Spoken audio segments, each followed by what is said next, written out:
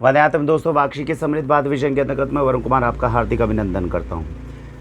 हर दिन हमारे पास साथ में नए अनुभव होते हैं। आज भी एक बहुत अच्छा अनुभव हुआ जो मैं आपके साथ में साझा करना चाहता हूं और उसे जानकर शायद आपको बहुत अच्छा भी लगेगा। आज हमने एक ऐसी गौशाला को विज़िट किया जिसको अगर मैं आदर्शों के ऊपर जिसकी बात करूं, जो फंडामेंटल पैरामीटर्स जिनकी हम खोज करते हैं, अगर उनकी मैं बात करूं तो शायद मेरे 5 साल के करियर के अंदर मैंने ऐसी गौशाला को अभी तक विज़िट नहीं किया है। ईश्वर का बहुत आशीर्वाद है इस गौशाला को और बहुत अच्छे तरीके से बड़े प्यार से गौशाला के अंदर जो गौ माता है उनका ध्यान रखा जा रहा है और बहुत अच्छे तरीके से उनकी केयर की जा रही है। अब इसमें जो है एक चीज़ है जो आपके मन में थोड़ा सा दुविधा जिसके बारे में रहेगी, वो ये है कि इसकी वीडियो हम आपको दिखा नहीं सकते। तो मैं आपको केवल जर्नी है जो मैं उस गौशाला के बारे में आपको बताने जा रहा हूँ, शायद आप माइंड से विजुलाइज कर पाएंगे और फिर मैं आपको रीज़न बताऊँगा कि इसकी वीडियो बनाने के लिए क्यों मना कर दिया गया। तो हमने बेसिकली सोशल मीडिया के ऊपर एक ऐसी गौशाला देखी जिसके अंदर सुबह 4 बजे अंधेरे के अंदर ब्रह्म मुहूर्त के अंदर 2-3 संत जो हैं, पुजारी जो हैं, वो संस्कृत के वेद पाठों का जो है उनकी जो है वो उच्चारण कर रहे थे और उसके साथ साथ में घी मथा जा रहा था। तो ब्रह्म मुहूर्त के अंदर अगर वेदों का उच्चारण होते हुए किसी गौशाला के अंदर अगर घी को मथने की प्रक्रिया की जाए तो वो अपने आप में सर्वश्रेष्ठ घी की श्रेणी में आता है और ऐसी चीज़ हमने 5 साल में अभी तक देखी नहीं थी।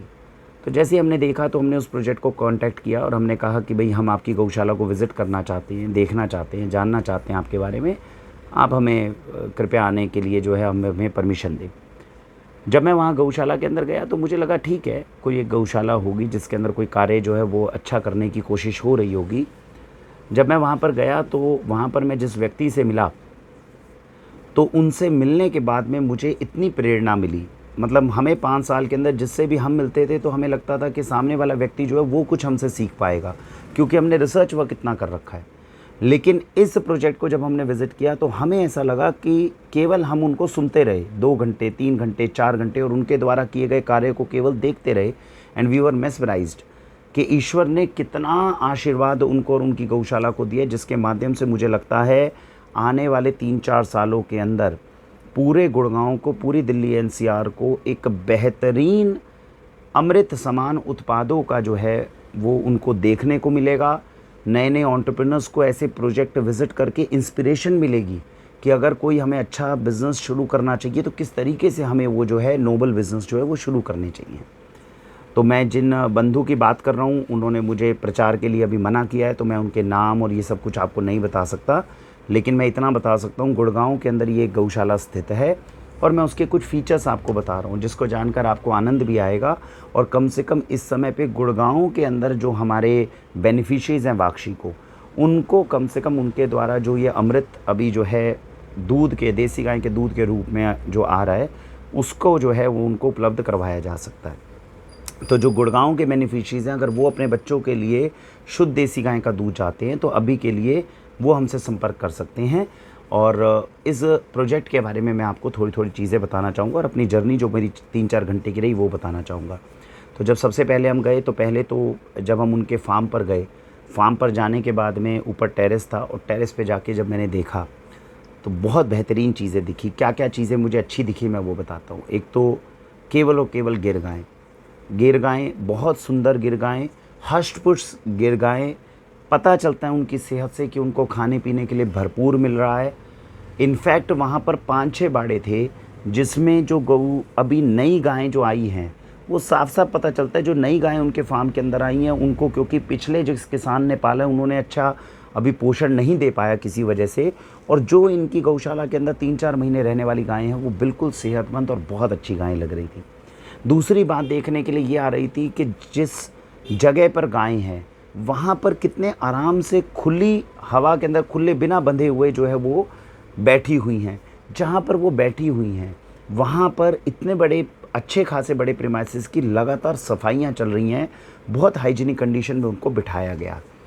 इसके बाद में जो हमने देखा वो ये देखा कि उस फार्म के अंदर हर तरह की एमिनिटीज़ को प्रोवाइड किया गया। एमिनिटीज़ किस प्रकार की है, चाहे सोलर पैनल हो, चाहे उनके गोबर से गैस बनाने की प्रक्रिया के ऊपर सोचा जा रहा हो, चाहे उनके अंदर जो है वो हॉट वाटर प्लांट जो है वो लगाया गया है, ताकि जो बॉटल्स के अंदर दूध डिलीवर हो उसके धोने की प्रक्रिया भी अच्छे से चले, और सर्दियों में गौ माता के लिए भी जो है वो गर्म पानी की व्यवस्था जो है वो आ सके। उसके बाद में जो हमें वहाँ पे बेहतरीन चीज़ लगी वो ये कि गौ माता के साथ में बछड़े जो हैं, जो अभी अभी प्रेगनेंसी के अभी लैक्टेशन, जिसने बच्चे को डिलीवर किया है गौ माता को, एक ऐसा बाड़ा था जिसमें अभी अभी बच्चों को डिलीवर किया है, तो 1.5 महीने तक जो है उनके बच्चे को उनसे अलग नहीं किया जाता। जितना बच्चा दूध पीना चाहता है वो पीता है, 3-4 लीटर 5 लीटर, और फिर जो बचा हुआ दूध है वो निकाला जाता है। तो बच्चे को माँ के साथ में 1-1.5 महीने तक रहने के लिए दिया जाता है।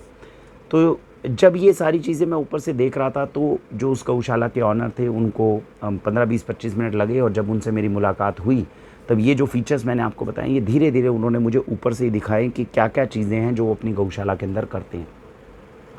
एक चीज़ जो मुझे पिछले 5 साल में पहली बार देखने के लिए मिली वो ये कि जो देखिए गौशाला का ऑनर है, वो अभी कम से कम वहाँ पे 200 से 250 गौवंश है, 250 से 300 गौवंश मानिए मिनिमम, और गाय को, हर एक गाय को उनके नाम से उनका ऑनर जानता हो, ऐसा मैंने कभी देखा नहीं। तो जब उनके साथ में मैं उस बाड़े में गया जहाँ पर गायें थी, तो वो आवाज़ दे रहे थे, वो कह रहे थे कीर्ति, वो कह रहे थे राधा, और जिसको आवाज़ दे रहे थे वही गाय जो है वो अपने उस ऑनर के पास में जो वो भागते हुए आती है। ये संवेदनशीलता जो है ये गाय के साथ में ऑनर की 5 साल के अंदर मुझे इतनी संवेदनशीलता कभी नहीं दिखी। जो गाय जब अपने उस ऑनर के साथ में, जब देसी गाय मिल रही थी, मैंने पहली बार ऐसे देखा कि कोई अपने ऑनर को मिलते हुए अपनी खुशी के आंसू जो है वो छलका रहा है। And it was such an emotional thing जो मुझे 5 साल में देखने को नहीं मिली। फिर जब जो उनके ऑनर हैं फार्म के, उन्होंने मुझे बताया कि ये प्रोजेक्ट जो था, क्योंकि उनका एक दूसरा बिज़नेस है और वो उनका विंटेज कार का बिज़नेस है, तो वहाँ से उनको इनकम ठीक होती थी, और उन्होंने कहा कि ये एक मेरा पैशन था कि जब मैं चाहता था कि देसी गाय जो है वो मैं उनका जो है मेरे घर के अंदर वास हो। और जब मैंने शुरू किया इसको रखना, तो कई लोग दोस्त बोलते गए कि नहीं भाई ये अच्छा है, और जाहिर सी बात है जब आप 5-6 गायें रखते हो तो आगे उनके वंशज होते हैं, तो गौवंश बड़ा हो जाता है, तो आपके पास में और कोई चारा नहीं होता, बल्कि उसको एक बिज़नेस के तरीके से आप उसको सेट करने की कोशिश करते हो ताकि गौशाला सेल्फ सस्टेनेबल हो जाए। ऐसा प्रोजेक्ट इस उद्देश्य से शुरू हुआ ऑटोमेटिक, ये भी मैंने 5 साल में पहली बार देखा। इस प्रोजेक्ट में जाने से पहले मुझे ये लगता था कि जो ऑटोमेटिक मशीन से जो मिल्किंग होती है वो बिल्कुल गलत होती है, और मुझे अभी भी ये लगता है कि वो सही तरीका नहीं है। हमें अपने मैनुअल तरीके से 50 साल पुराने तरीके से ही करना चाहिए। ऑनर का जो था वो थोड़ा इस एक विषय के ऊपर मेरे से अलग राय थी, और जिसका हमने पूर्ण रूप से हम सम्मान भी करते हैं।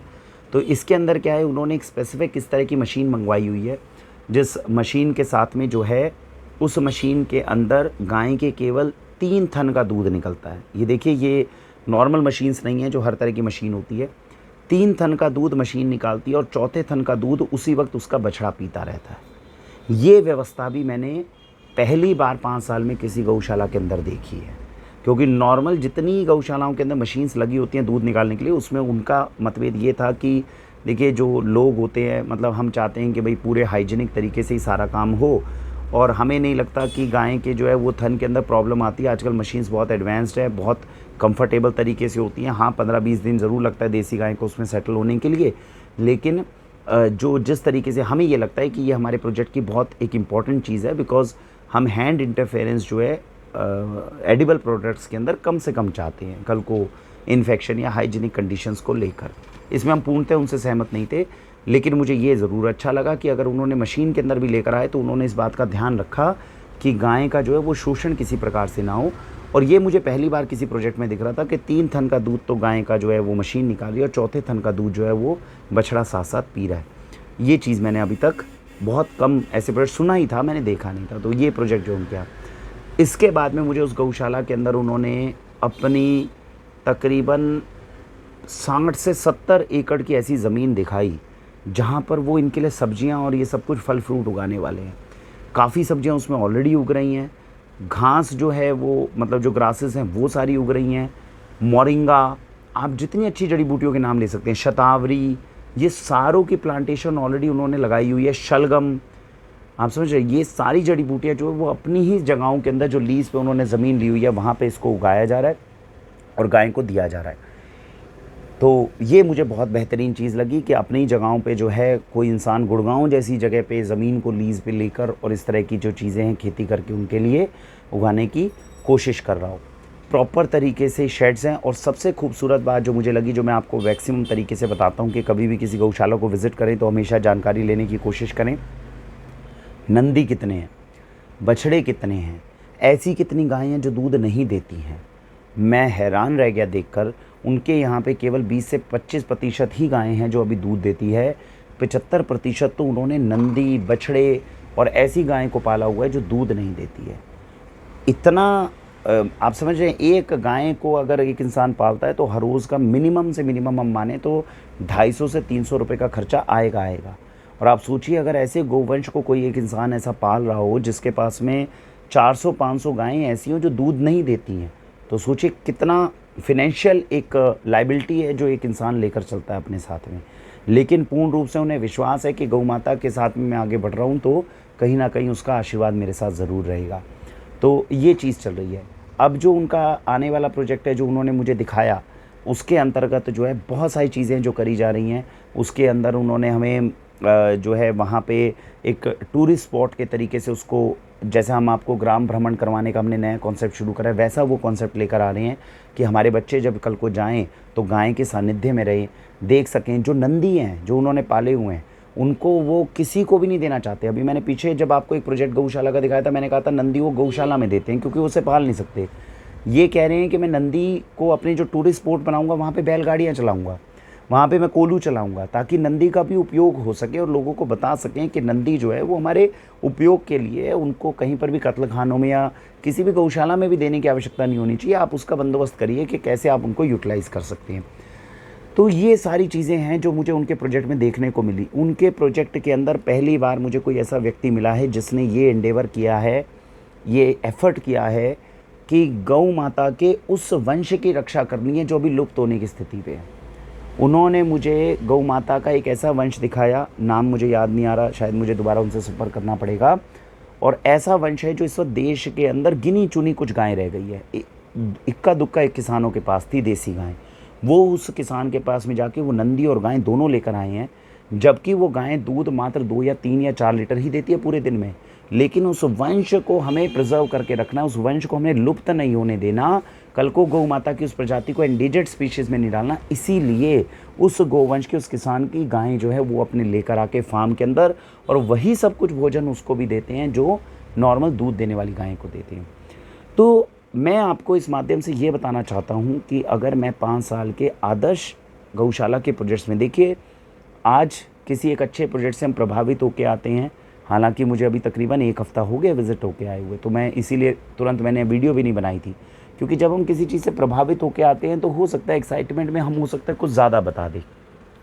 तो 5-6 दिन का समय ऑलरेडी हो चुका है, लेकिन अब भी जो उन्होंने कार्य कर रहा है, अगर मुझ में ये काबिलियत है किसी इंसान को परखने की, तो बहुत अच्छे तरीके से मैंने उनको 3-4 घंटे के अंदर परखने की कोशिश की है। और मेरे हिसाब से जो कार्य वो कर रहे हैं वो अद्वितीय है। इससे पहले मैंने किसी व्यक्ति को इतनी अच्छी नीयत से काम करते हुए नहीं देखा।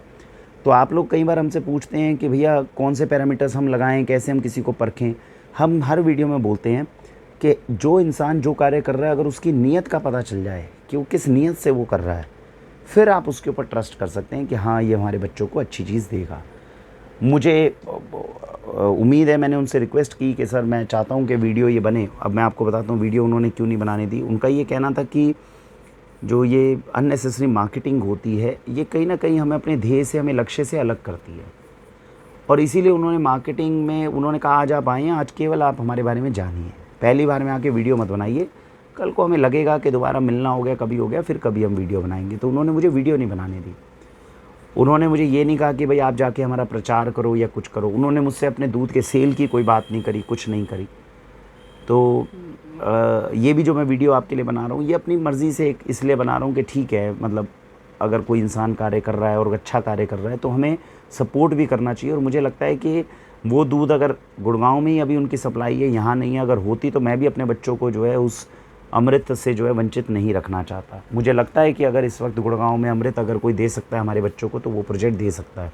इतना मुझे विश्वास उनसे जनरेट हुआ है। हालांकि जब तक हम जीवन है, जब तक हम जिंदा है, तब तक मेरा मानना है कि इंसान परिवर्तनशील होता है। आज मैं प्रोजेक्ट की तारीफ़ कर रहा हूँ, हो सकता है कल को कुछ गलती भी हो जाए, हमसे हो जाए, उनसे हो जाए, हो सकती है, ऐसा नहीं है। लेकिन जो हमारा अनुभव है उसके आधार पर मैं इस गौशाला को बहुत अच्छे तरीके से मैं प्रभावित हुआ हूँ। उनके परिवार से, उनकी पत्नी से मिलने का मौका मिला।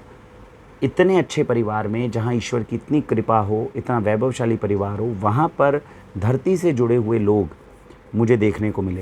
ही इज़ एन एंटरप्रेन्योर जिन्होंने स्क्रैच से, जैसे आज आप वाक्षी को देख रहे हैं, बिल्कुल ज़ीरो से स्टार्टिंग करके कुछ अच्छा करने की हम कोशिश कर रहे हैं।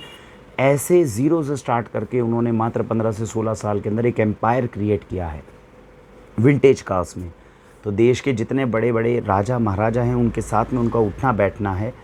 इस मतलब लीनिएज के अंदर जो है उनका भी कार्य चल रहा है। तो मैं तो जब उनसे मिला तो ये तो मैं अपना सौभाग्य माना कि मुझसे उम्र में मेरे ख्याल से 10-15 साल वो बड़े होंगे। और ऐसा मुझे मतलब जो है वो देखने को मिला और सीखने को मिला कि देखिए, अगर जीवन में कभी वैभव भी आए या जीवन में ईश्वर अगर आपके ऊपर कृपा भी करता है और पैसा भी आपके पास आता है, तो इंसान के पास जब पैसा आता है उस पैसे से धर्म कार्य करना या सदुपयोग उसका करना, ये भी हर किसी के बस की बात नहीं होती। ये हमारी भारतीय संस्कृति है जो हमें सिखाती है। तो ईश्वर ने जब उन्हें धन दिया, जब वैभव दिया, तो उस पैसे को गलत दिशा में लगाने की बजाय उन्होंने देखिए अपने लिए, समाज के लिए, देश के लिए क्या कुछ क्रिएट किया है। अभी गौशाला को दिखाने की परमिशन मेरे पास में नहीं है, लेकिन मैं उनसे बार बार रिक्वेस्ट करता हूँ। मैं बहुत जल्द कोशिश करूँगा, क्योंकि अच्छी मित्रता हुई। हम भी बुरे नहीं हैं, हम भी अच्छे ही हैं। तो जब हम उनके साथ में बैठे तो हम उनकी तारीफ़ कर रहे थे, वो हमारी तारीफ़ कर रहे थे और अच्छा लग रहा था। लेकिन ये मुझे पता चल गया था कि उनका स्टेचर जो है वो हमारे स्टेचर से बहुत ऊंचा है, क्योंकि हम जिन चीज़ों की आपसे बात करते हैं उसकी हम कल्पना करते हैं और उस कल्पना के कुछ अंश को वो जीवांत कर चुके हैं। तो बहुत अंतर है, एक व्यक्ति जो कल्पना करके बैठा है और एक व्यक्ति जो कल्पना को धरती पर ला चुका है और उसको क्रियान्वित करने के अंदर बिल्कुल मुझे लगता है कि शायद 3-4 महीने के अंदर अंदर वो एक इतनी बेहतरीन जगह गुड़गांव में बना देंगे, जहाँ कभी अगर आपको मेरे को लेके जाने का सौभाग्य मिला या आपके बच्चे कभी जाएंगे तो मेरे ख्याल से संस्कार के अगर हम संस्कार के दृष्टिकोण से देखें तो इससे बेहतर जगह नहीं हो सकती जहाँ हम अपने बच्चों का पालन पोषण कर सकें। इतना सोचिए, कलयुग के अंदर जो है, मैं ईश्वर का बहुत बहुत धन्यवाद करता हूँ कि आप सबके आशीर्वाद से ऐसे महानुभावों से मिलने का मुझे मौका मिलता है। ईश्वर का आशीर्वाद है कि जब मैं ऐसे महानुभाव लोगों से मिलता हूँ जो स्टेचर में तो बड़े हैं ही, लेकिन जिनके कार्य को देखकर इतनी प्रेरणा मिले और उसके बाद में वो भी हमारा सम्मान कर पाएँ। हम तो हमें लगता ही नहीं कि हम कुछ ऐसा है, हम तो बहुत छोटे स्टोर के अंदर बैठे हैं, लेकिन उसके बाद भी अपने को ये सम्मान इस तरह से मिल पाए, तो ये तो ईश्वर का आशीर्वाद ही है। तो मैं आप सबको यही बोलूँगा कि अगर आप कम से कम, आप या आपके रिलेटिव अगर गुड़गांव में हैं, तो अभी हम उनकी वीडियोज़ वगैरह भी आपको नहीं दिखा सकते, लेकिन अभी प्रारंभिक रूप से कम उनके यहाँ के उत्पाद जो है वो कुछ हद तक आपको मिल सकते हैं। बहुत ज़्यादा भी उत्पाद बचता नहीं। ये भी मैं आपको बताऊंगा, जो का इंसान अच्छा काम कर रहा होता है ना, उसका उत्पाद अपने आप वर्ड ऑफ माउथ से बिकता भी है, तो उसका ज़्यादा होता नहीं पिलाने के लिए या खिलाने के लिए, तो लिमिटेड है। लेकिन अगर आप गुड़गांव के अंदर संपर्क करना चाहते हैं और आपको अगर वो प्रोवाइड कर सकेंगे तो वो आपको दूध वगैरह प्रोवाइड करने की कोशिश करेंगे। उसके लिए आप हमसे संपर्क कर सकते हैं, हम आपको कनेक्ट करने की कोशिश करेंगे। और अच्छी बात, मैं उनसे बार बार रिक्वेस्ट यही करूँगा कि जैसे ही उनका प्रोजेक्ट अगर तैयार होता है तो एक बार वो हमें वीडियो बनाने की परमिशन ज़रूर दें, और उससे हमारे देश के जो नौजवान बच्चे हैं उनको प्रेरणा मिलेगी कि एंटरप्रेन्योरशिप असली मायनों में क्या होती है। अभी तक आपको ये लगता था कि वाक्षी अच्छा काम कर रही है, मुझे लगता है कि जब आप उनका प्रोजेक्ट देखेंगे तो आपको लगेगा कि इससे अच्छा एंटरप्रेन्योरशिप का कोई प्रोजेक्ट हो नहीं सकता। इतने सुंदर तरीके से उन्होंने एक एक चीज़ को प्लान किया हुआ है। जैसा मैंने आपको बताया कि जो उस प्रोजेक्ट का ऑनर है वो मेरे साथ 20 एकड़ के फार्म के अंदर धूप में पैदल चले हैं। और आप सोचिए, उम्र मेरी तकरीबन 37 से 40 साल है, उनकी तकरीबन अभी हो गई 50 से 55 साल के आसपास, अंदाज़ा मेरा है। और सोचिए, अगर 50 से 55 साल का व्यक्ति 20 एकड़ के अंदर फार्म के अंदर पैदल धूप में चल रहा हो और मुझसे ज़्यादा एनर्जी से चल रहे थे, तो आप सोचिए कि उस इंसान का पैशन कितना ज़्यादा है, जो धरती से कितना जुड़ा हुआ है। तो ये सारी चीज़ें होती हैं जो कभी हम फार्म के अंदर देखते हैं और जिससे हम प्रभावित होते हैं, तब हमें लगता है कि यार ये एक चीज़ है जिसका जो प्रोडक्ट है वो हमारे ग्राहकों तक पहुंचना चाहिए। और तब हम आपको उन चीज़ों के बारे में बताते भी हैं, आपसे रिक्वेस्ट भी करते हैं, और इन्हीं सभी चीज़ों का समावेश करना और कनेक्शन करना, यही हम वाक्षी का सौभाग्य मानते हैं कि हमें ईश्वर ने ये कार्य अच्छा दिया है जिसको हम करते जा रहे हैं। तो अभी के लिए 2 चीज़ें हैं, अगर आप गुड़गांव में हैं या आपके रिलेटिव्स गुड़गांव में हैं तो उनसे संपर्क करिए। अगर आपके बच्चों को अच्छा दूध नहीं मिल पा रहा तो वहाँ से मिलने की पूरी उम्मीद है। और दूसरी बात, अगर आप कहीं बाहर हैं तो हमारी उन वीडियो का वेट करिए जिसमें मैं इस प्रोजेक्ट के पूरे आपको हर एक अंश के बारे में शायद बताने में कामयाब होऊंगा फ्यूचर में, और उससे प्रेरणा लेकर हम और हमारे बच्चे भी इस तरह के प्रोजेक्ट्स क्रिएट करें समाज और देश के लिए। ऐसी प्रेरणा अपने को लेनी चाहिए। भारत वंदे मातरम।